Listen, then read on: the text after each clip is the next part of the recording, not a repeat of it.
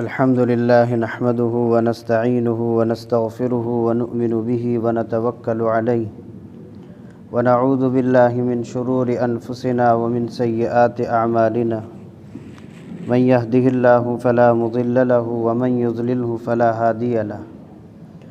أما بعد فقد قال الله تبارك وتعالى في كلامه المجيد والفرقان الحميد: اعوذ باللہ من الشیطان الرجیم بسم اللہ الرحمن الرحیم وَيَسْتَفْتُونَكَ فِي النِّسَاءِ قُلِ اللَّهُ يُفْتِيكُمْ فِيهِنَّ وَمَا يُتْلَى عَلَيْكُمْ فِي الْكِتَابِ فِي يَتَامَى النِّسَاءِ اللَّاتِي لَا تُؤْتُونَهُنَّ مَا كُتِبَ لَهُنَّ وَتَرْغَبُونَ أَن تَنكِحُوهُنَّ وَالْمُسْتَضْعَفِينَ مِنَ الْوِلْدَانِ وَأَن تَقُومُوا لِلْيَتَامَى بِالْقِسْطِ وما تفعلوا من خیر فإن اللہ کان به علیما. صدق اللہ العظیم. حاضرین محترم، آج کی یہ مجلس نمبر شمار کے اعتبار سے 146 نمبر کی مجلس ہے. آج کی اس مجلس میں سورۃ النساء کی آیت نمبر 127 سے آیت نمبر 134 تک کی آیات تفسیر کے ساتھ انشاءاللہ عرض کی جائیں گی. گزشتہ مجلس میں اللہ تعالیٰ نے شرک کی مذمت کو بیان کرتے ہوئے شیطان کا بھی تذکرہ کیا کہ کفار مکہ، مشرکین مکہ جن معبودوں کی عبادت کرتے ہیں حقیقتاً وہ شیطان کی عبادت کرتے ہیں، اور شیطان بھی کیسا؟ لعنہ اللہ، کہ اللہ نے اس پر لعنت بھیجی ہے. جب اللہ تعالیٰ نے اس کو آسمان سے دنیا میں اتارنا چاہا، اس وقت اس نے اللہ تعالیٰ سے کچھ قسمیں کھائی تھیں. لَأُضِلَّنَّهُمْ وَلَأُمَنِّيَنَّهُمْ، کہ میں آپ کے بندوں کو گمراہ کروں گا، خوب امیدیں دلاؤں گا، اور یہ کروں گا وہ کروں گا، سب کچھ اس نے اللہ تعالیٰ سے وعدے کیے تھے. ان سب چیزوں کا ذکر فرمانے کے بعد اللہ تعالیٰ نے ارشاد فرمایا، جو شخص شیطان کی اتباع نہ کر کے، شیطان کی بات نہ مان کر کے ایمان لاتا ہے اور اعمال صالحہ کرتا ہے، اللہ تعالیٰ اس کو جنت میں داخل فرمائیں گے. اس کے بعد کی آیتوں میں اللہ تعالیٰ نے دین اسلام اور ملت ابراہیمی جو ملت محمدی بھی ہے اس کو بیان کرتے ہوئے فرمایا کہ اللہ تعالیٰ کے نزدیک مقبول ترین جو دین ہے وہ دین ہے کہ جس میں انسان اپنے آپ کو، اپنے سارے وجود کو اللہ کے حوالے کر دے، اور پھر وہ محسن یعنی وہ درست طریقے پر عمل کرتا ہو. یہ دو چیزیں اگر کسی کے اندر ہیں تو وہ سیدھے راہ کی طرف آگے بڑھ رہا ہے. آج کی مجلس میں جو میں نے آیت آپ کے سامنے پڑھی ہے، اس میں اللہ تعالیٰ نے گویا ایک سوال کا جواب دیا ہے. پہلے ہمیں یہ سمجھنا ہے کہ اسلام سے پہلے زمانہ جاہلیت میں عورتوں کے کچھ حقوق ہی نہ تھے. عورتوں کو کمتر مخلوق سمجھا جاتا تھا، کوئی حیثیت عورتوں کی نہ ہوتی تھی. حیثیت کا نہ ہونا اس کا مطلب یہ ہے کہ نہ ان کے معاشرتی کوئی حقوق تھے اور نہ معاشی کوئی حقوق تھے. نہ میراث میں انہیں کچھ حصہ دیا جاتا تھا، نہ مہر ہی انہیں دیا جاتا تھا. بالکل محروم کر دیا جاتا تھا، اس کو گویا استعمال کی چیز سمجھا جاتا تھا. لیکن جب اسلام آیا اور اسلام نے عورتوں کے حقوق بتائے کہ یہ ان کے حقوق ہیں، ان کو مہر بھی ملے گا، ان کو وراثت میں حصہ بھی ملے گا، اور ان کے یہ حقوق ہیں، تو جب ان حقوق کو صحابہ نے سنا یا لوگوں نے سنا تو بظاہر ان کو یہ محسوس ہوا یہ جو حقوق اللہ تعالیٰ بیان کر رہے ہیں یہ حقوق عارضی ہیں، عورتوں کی دلجوئی کے لیے گویا یہ حقوق دیے جا رہے ہیں، بعد میں کسی وقت بھی یہ حقوق جو ہیں ان کو مل رہے ہیں، یہ منسوخ ہو سکتے ہیں۔ چونکہ عربوں میں عورتوں کو حق دلانا ایک بہت اجنبی چیز تھی، وہ سمجھتے ہی نہیں تھے کہ عورتوں کو کوئی حق بھی ملا کرتا ہے۔ لیکن جب ان کے حقوق کی منسوخی کا کوئی حکم آیا نہیں تو صحابہ نے اللہ کے نبی صلی اللہ علیہ وسلم سے پوچھا، اے اللہ کے نبی، عورتوں کے جو حقوق ہیں ان کے بارے میں ہمیں بتلائیے۔ تو یہ آیت نازل ہوئی، وَيَسْتَفْتُونَكَ فِي النِّسَاءِ، کہ آپ سے لوگ عورتوں کے مسئلے کے بارے میں پوچھتے ہیں۔ قُلِ اللَّهُ يُفْتِيكُمْ فِيهِنَّ، تو اے نبی آپ کہہ دیجئے ان سے کہ اللہ تمہیں مسئلہ بتاتے ہیں، اللہ تمہیں فتویٰ دیتے ہیں، یعنی جب تم مسئلہ پوچھ رہے ہو اس کا جواب اللہ دے رہے ہیں۔ یہ جو آیت ہے وَيَسْتَفْتُونَكَ فِي النِّسَاءِ، قرآن میں اسی طرح کی اور بھی آیتیں ہیں۔ وَيَسْأَلُونَكَ عَنِ الْيَتَامَى، کہ لوگ آپ سے یتیموں کے بارے میں پوچھتے ہیں۔ کہیں فرمایا وَيَسْأَلُونَكَ عَنِ الْخَمْرِ وَالْمَيْسِرِ، کہ آپ سے شراب کے بارے میں آپ سے کچھ لوگ پوچھتے ہیں۔ وَيَسْأَلُونَكَ عَنِ الْجِبَالِ، آپ سے پہاڑ کے بارے میں پوچھتے ہیں۔ وَيَسْأَلُونَكَ عَنِ الرُّوحِ، آپ سے روح کے متعلق سوال کرتے ہیں۔ تو فرمایا قُلِ الرُّوحُ مِنْ أَمْرِ رَبِّي، تو وہاں بھی اللہ نے جواب دیا کہ آپ کہہ دیجئے کہ روح یہ اللہ کا حکم ہے۔ بہرحال عرض یہ کرنا ہے کہ طرح طرح کے سوالات آپ سے پوچھے گئے، تو یہ بھی ایک سوال پوچھا گیا عورتوں کے سلسلے میں کہ ان کے حقوق یہ دائمی ہیں یا عارضی ہیں۔ اللہ نے فرمایا کہ اللہ تمہیں مسئلہ بتاتے ہیں، یعنی اللہ ان حقوق کے ادا کرنے کا تمہیں حکم دیتے ہیں۔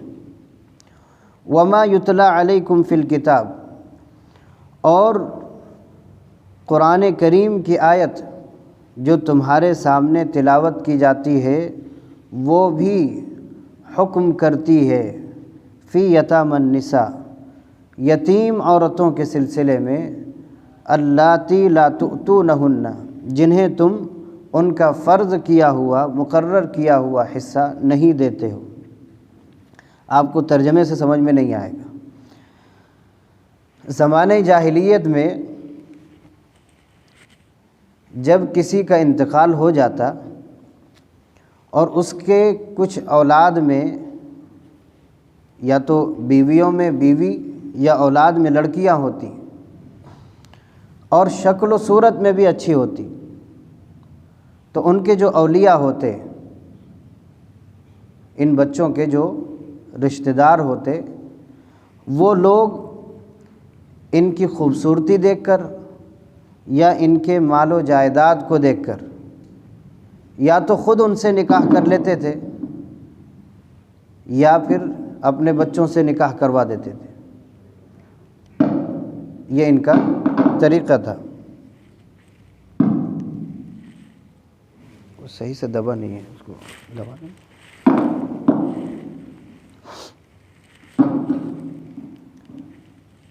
تو ان کے اولیاء ان سے نکاح کر لیتے تھے یا اپنے لڑکوں سے ان کا نکاح کر دیا کرتے۔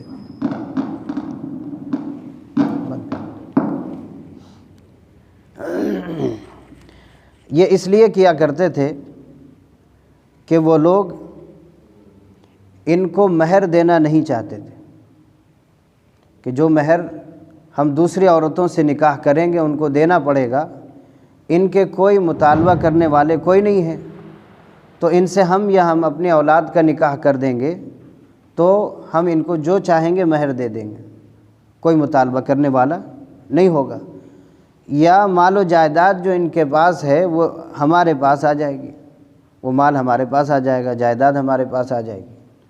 تو اس بنیاد پر ان سے نکاح کرتے تھے۔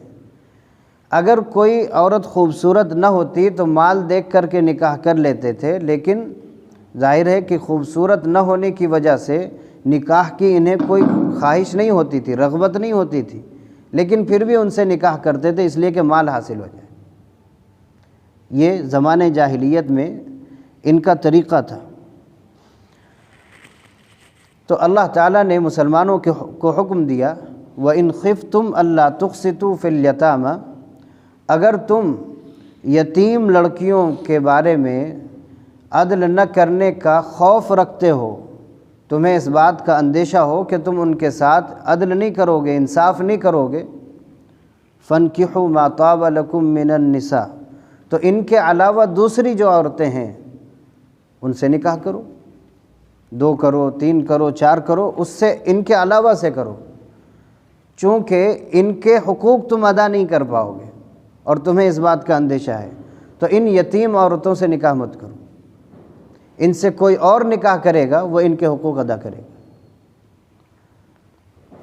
تو اللہ تعالیٰ نے یہاں عورتوں کے حقوق کے سلسلے میں ذکر فرمایا کہ اللہ نے جو پچھلی سورہ نساء کی شروع کی آیتوں میں جو حکم دیا ہے وہی حکم ابھی بھی اللہ کا باقی ہے کہ ان کے سلسلے میں کسی طرح کی کوتاہی اللہ تعالیٰ کو منظور نہیں ہے۔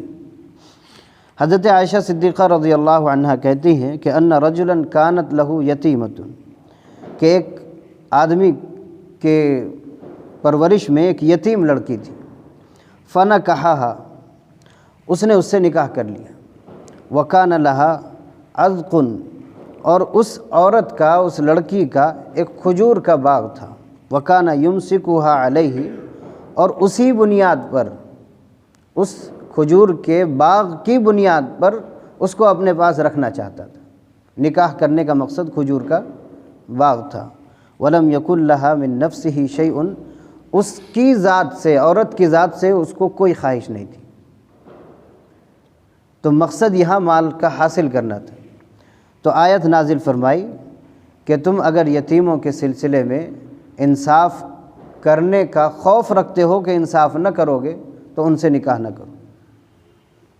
اسی کو اللہ تعالیٰ نے یہاں ذکر فرمایا ہے کہ تم ان کو ان کا مہر نہیں دیتے، وَتَرْغَبُونَ أَن تَنْكِحُوهُنَّ، اور تم ان سے نکاح کرنا چاہتے ہو۔ نکاح مقصد نہیں ہوتا بلکہ مال کا حاصل کرنا تمہارا مقصد ہے، ایسا تمہیں نہیں کرنا چاہیے، اللہ یہ تمہیں حکم کرتے ہیں۔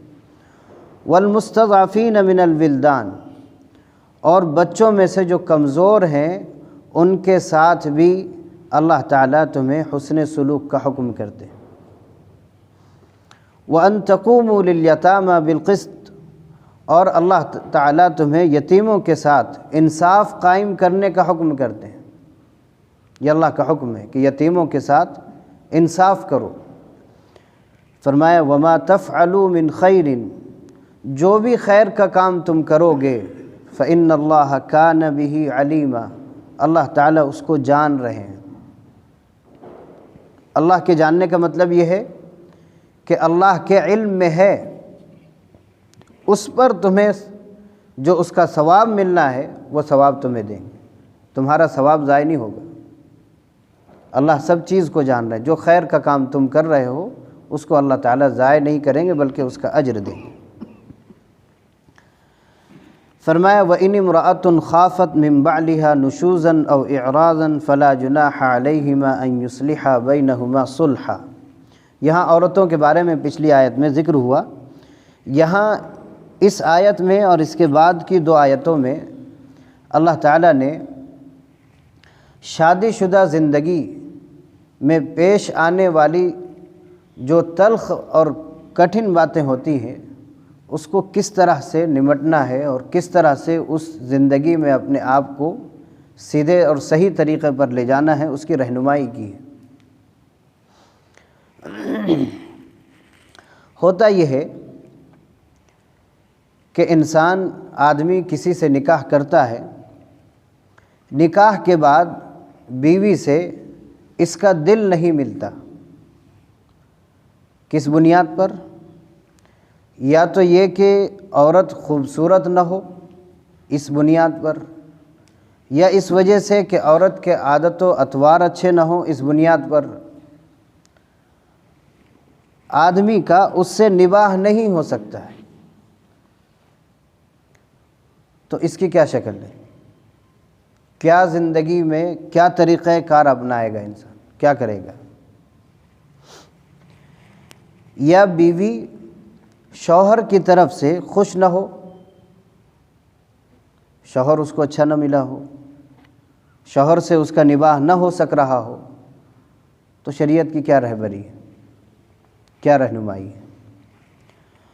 ظاہر ہے کہ اللہ تعالیٰ نے طلاق کا جو حکم دیا ہے یہ صرف مردوں کو دیا کہ تم ہی طلاق دے سکتے ہو، عورتوں کو طلاق کا مالک نہیں بنایا اس بنیاد پر کہ عورتیں طلاق کے بوجھ کو برداشت نہیں کر سکتی۔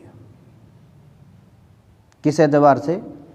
کہ طلاق گویا اس کے یہاں کھیل ہو جائے گا، جہاں ذرا سی ناراضگی ہوئی فوراً وہ خود طلاق دے دے گی، اگر عورت کے بس میں طلاق کا دینا ہوتا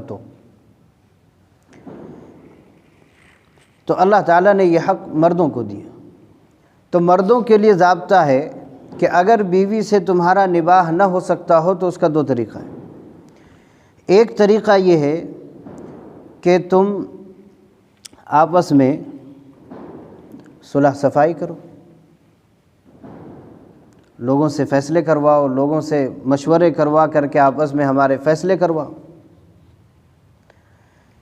یا یہ کہ طلاق کے ذریعے سے آپس کے رشتے کو ختم کر دو، طلاق کے ذریعے سے آپس کے رشتے کو ختم کر دو۔ اللہ نے فرمایا فَإِمْسَاكُمْ بِمَعْرُوفٍ، اچھے طریقے سے چاہو تو روکے رکھو اپنے پاس، اور تسریحٌ بِإِحسان، یا اچھے طریقے سے چھوڑ دو۔ یہ دو طریقہ اللہ تعالیٰ نے مردوں کو دیا ہے۔ اب یہاں ایک صورت پیش آتی ہے کہ مرد طلاق دینا چاہتا ہے، عورت طلاق لینا نہیں چاہتی۔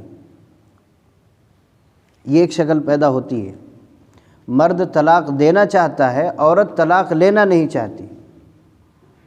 اس صورت میں بھی وہی بات آئے گی کہ آپس میں صلح کیا جائے۔ کس طور پر صلح ہوگا؟ اس کا طریقہ یہ ہے کہ عورت شوہر کو کسی چیز پر راضی کر لے۔ کیسے؟ کہ عورت کہے کہ تمہارے ذمے میرے جو حقوق ہیں وہ میں نے تمہیں معاف کر دی،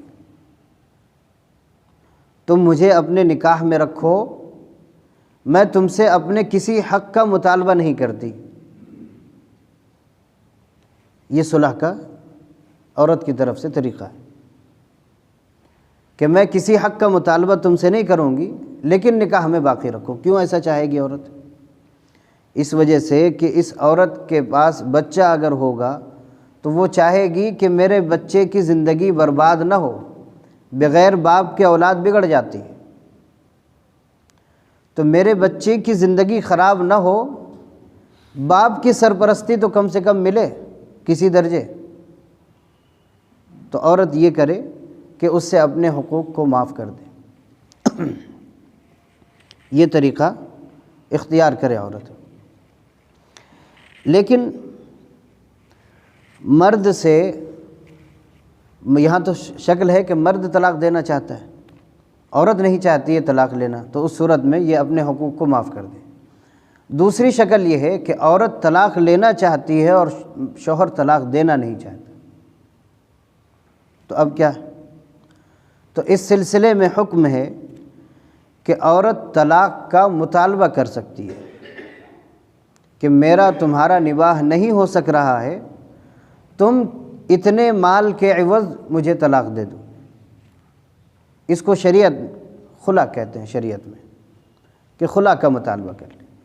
اس صورت میں خلا کے مطالبے میں شوہر اگر طلاق دے دیتا ہے، خلا دے دیتا ہے، تو ایک بار خلا دے دینے سے، ایک طلاق دے دینے سے یہ عورت نکاح سے نکل جائے گی۔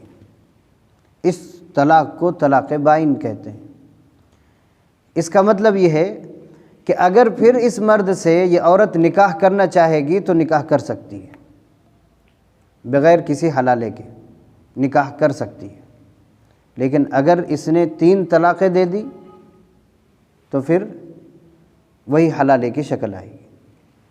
تو یہاں اللہ تعالیٰ نے طلاق تک بات نہ پہنچے، حکم دیا کہ فلا جناح علیہما ان یصلحا بینہما صلحا، کہ تم دونوں کے لیے کوئی گناہ نہیں ہے کہ تم آپس میں صلح صفائی کر لو۔ صلح صفائی کا وہی طریقہ ہے کہ اپنے حقوق معاف کر دے، اور فرمایا والصلح خیر، صلح یہ زیادہ اچھی چیز ہے، صلح کر لینا بہتر ہے۔ کس کے لیے؟ دونوں کے لیے، عورت کے لیے بھی اور مرد کے لیے بھی۔ صلح کا حکم کیوں دیا؟ ایک واقعہ پیش آیا ہے، آپ حضرات جانتے ہو یا نہ، نبی کریم صلی اللہ علیہ وسلم کی ازواج مطہرات میں سے ایک زوجہ تھی جن کا نام تھا حضرت سودا بنت زمعہ رضی اللہ عنہا، جو بہت ضعیف ہو گئی تھی، عمر دراز ہو گئی تھی۔ نبی کریم صلی اللہ علیہ وسلم انہیں طلاق دینا چاہتے تھے، اور یہ نہیں چاہتی تھی کہ نبی کریم صلی اللہ علیہ وسلم مجھے طلاق دیں۔ ظاہر ہے کہ نبی کی بیوی ہونا یہ کم بڑی فضیلت کی چیز ہے، تو انہوں نے چاہا کہ نبی کی بیوی بھی رہوں اور اپنے حقوق کو معاف کر دوں۔ چنانچہ انہوں نے کہا کہ یا رسول اللہ لا تطلقنی، اللہ کے نبی مجھے طلاق مت دیجیے، واجعل یومی لعائشہ، میری باری عائشہ کے لیے مقرر کر لیجیے، حضرت عائشہ کو میں اپنی باری دے دیتی ہوں، آپ جو میری باری ہے، جس رات آپ میرے پاس آتے تھے وہ رات میں نے عائشہ کو دے دیا۔ ففعل، اللہ کے نبی صلی اللہ علیہ وسلم نے ایسے ہی کیا، منظور کر لیا، وہ بیوی بھی باقی رہیں اور ادھر آپ نے طلاق بھی نہیں دیا۔ یہ آیت نازل ہوئی کہ یہ صلح کر لینا بہتر ہے۔ اس میں بہتری حضرت سودا بنت زمعہ رضی اللہ عنہا کے لیے اس لیے تھی کہ وہ آپ کی بیوی تا حیات رہی، ظاہر ہے کہ آپ کی بیوی بنا کر جنت میں بھی اٹھائی جائیں گی، اور اگر کسی مرد کو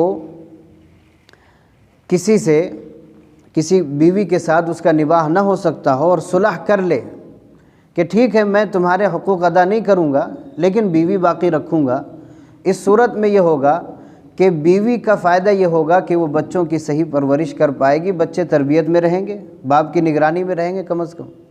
حقوق اس کے ادا نہ کرے، شوہر الگ چیز ہے، اور شوہر کا فائدہ یہ ہوگا کہ اگر وہ چاہے گا کہ اپنی اس بیوی سے کچھ فائدہ اٹھا لے تو اس کو اٹھانے کی اجازت ہوگی، چونکہ یہ اس کی بیوی ہے۔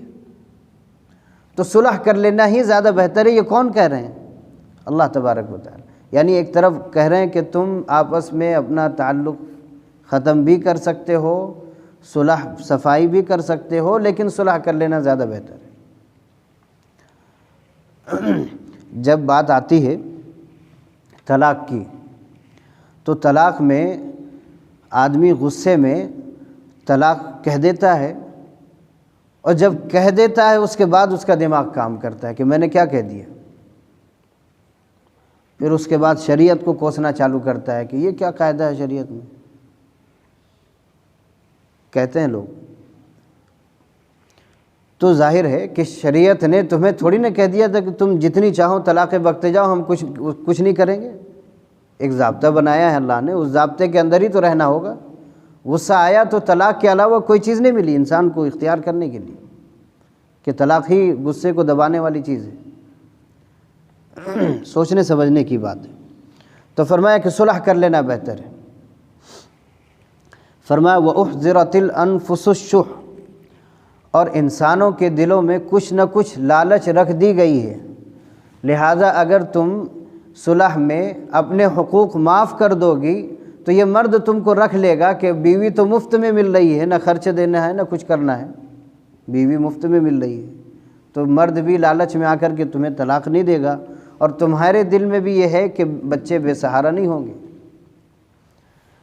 فرمایا وَإِن تُحْسِنُوا،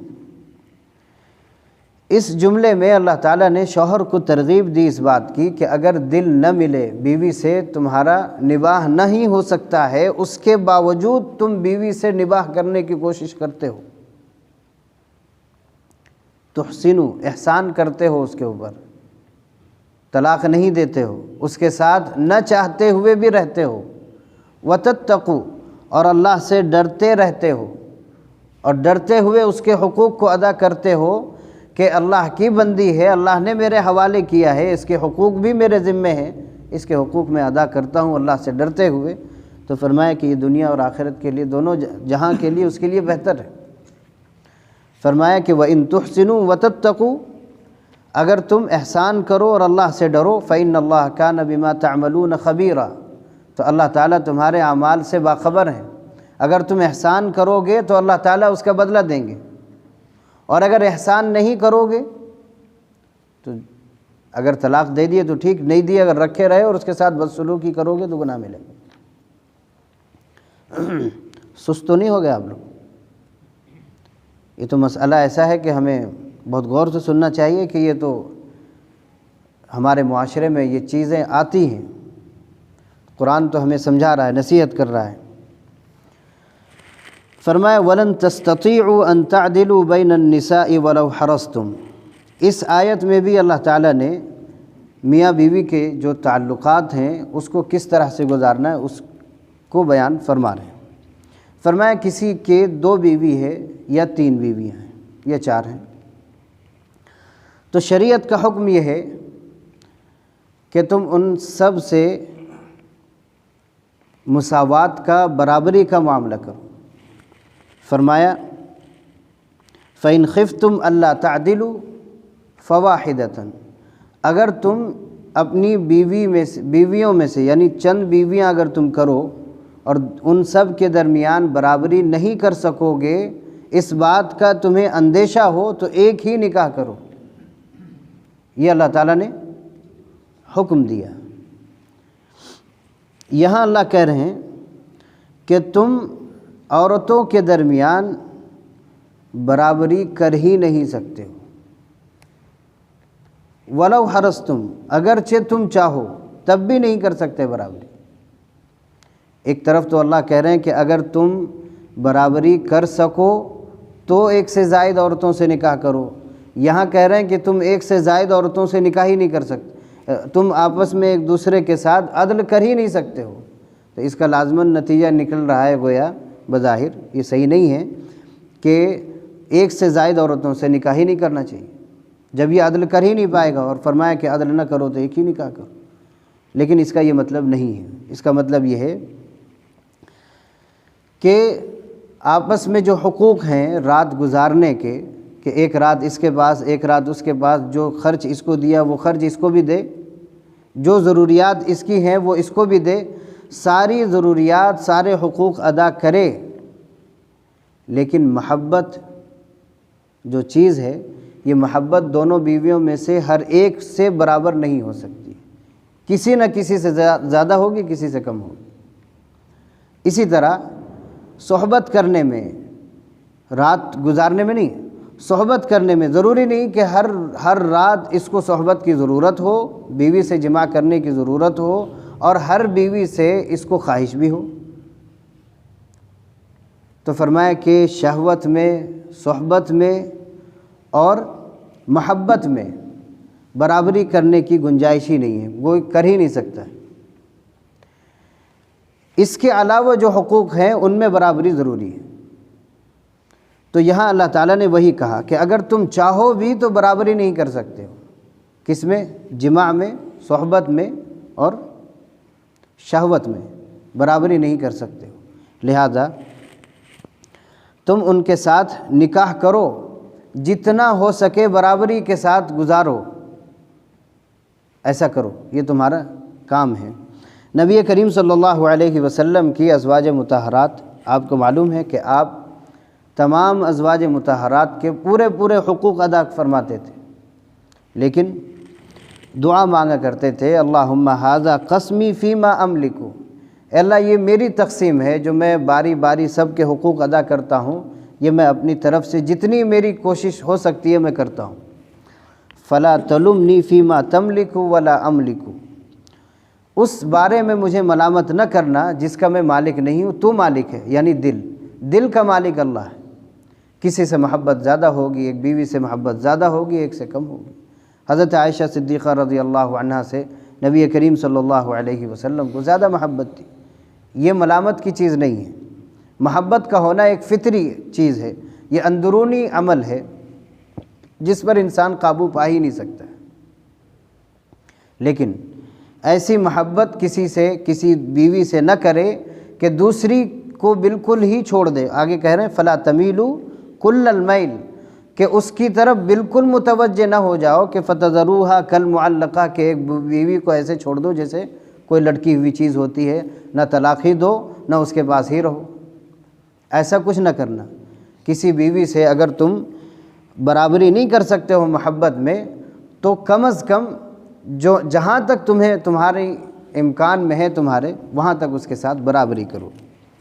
وَإِن تُصْلِحُوا وَتَتَّقُوا، اور اگر تم اصلاح کر لو، یعنی جو تم نے پچھلے جو برابری کا کام نہیں کیا ہے، دونوں کے ساتھ حقوق اس کے برابر نہیں کیے ہیں، اگر ان غلط کاموں کی تم اصلاح کر لو اور اللہ سے ڈرنے لگو، فَإِنَّ اللَّهَ كَانَ غَفُورًا رَحِيمًا، تو اللہ تعالیٰ گناہوں کو معاف کرنے والے ہیں اور رحم کرنے والے ہیں۔ جو غلطی ہو گئی اس کو معاف کر دیں گے، آئندہ ایسی غلطی نہیں کرو، یہ تم اپنا فیصلہ کر لو۔ اسی مضمون سے متعلق اگلی آیت ہے، اس لیے اس کو ذکر کر دیتا ہوں، پھر آپ کی مرضی پر انشاءاللہ۔ فرمایا وَإِن يَتَفَرَّقَا يُغْنِ اللَّهُ كُلًّا مِّن سَعَتِهِ، اس آیت میں اللہ تعالیٰ نے میاں بیوی کو تسلی دی ہے کہ ساری کوششوں کے باوجود، صلح کرنے کے باوجود، ہر طرح کے طریقہ کار کو نبھانے کے باوجود بھی اگر تمہارا آپس میں پھر بھی تعلق نہ بنتا ہو تو طلاق کے ذریعے سے اپنے تعلق کو ختم کر لو خوشگوار طریقے سے۔ لیکن فرمایا کہ اس کے بعد دل میں خیال یہ ہوتا ہے، مرد یہ سوچے کہ اس عورت کا نکاح کہیں ہو ہی نہیں سکتا ہے، اور عورت یہ سوچے کہ اس مرد کا نکاح کہیں نہیں ہو سکتا، تو فرمایا کہ وَإِن يَتَفَرَّقَا، اگر دونوں میں تفریق ہو گئی، يُغْنِ اللَّهُ كُلًّا مِّن سَعَتِهِ، تو اللہ تعالیٰ اپنی وسعت سے دونوں کو بے نیاز کر دیں گے۔ بے نیاز کر دیں گے کا مطلب یہ ہے کہ اس بیوی کو دوسرا شوہر مل جائے گا اور اس مرد کو دوسری بیوی مل جائے گی۔ ایسا تو نہیں ہے کہ اس کا نکاح ٹوٹ گیا تو اس کا دوبارہ نکاح نہیں ہو سکتا ہے۔ تو اللہ نے تسلی بھی دی ہے اور سمجھایا بھی ہے کہ تم اس بنیاد پر اگر الگ ہو رہے ہو کہ اس کا دوبارہ کہیں نکاح نہیں ہو سکتا تو یہ بھی مت سوچو، اور اگر بیوی طلاق کا مطالبہ اس لیے کر رہی کہ میں اس کے پاس رہ گئی، دوسری کوئی عورت اس کے پاس آ نہیں سکتی ہے، یہ بھی غلط ہے۔ اللہ تعالیٰ دونوں کا انتظام کرنے والا ہے، تمہارا بھی شوہر کا بھی، شوہر سوچے تو شوہر کا بھی اور بیوی کا بھی۔ فرمایا وَكَانَ اللَّهُ وَاسِعًا حَكِيمًا، اللہ تعالیٰ بڑی وسعت والے ہیں، حکمت والے ہیں، وسعت کے ساتھ سب کے ساتھ اچھائی کا فیصلہ کرتے ہیں، حکمت والے ہیں کہ حکمت سے یہ سارے فیصلے سناتے ہیں کہ ایسا کر لو، ایسا کر لو، ایسا کر لو۔ یہ طریقہ اللہ تعالیٰ بتا رہے ہیں کہ اللہ سے بڑھ کر کے کوئی حکیم نہیں ہے۔ میں اگلی آیتیں بھی آپ کے سامنے رکھنا چاہ رہا تھا لیکن شاید وقت زیادہ ہو گیا، بہت زیادہ نہیں ہوا ہے۔ چلیے اللہ تعالیٰ ہم سب کو عمل کی توفیق نصیب فرمائے۔ وما علینا الا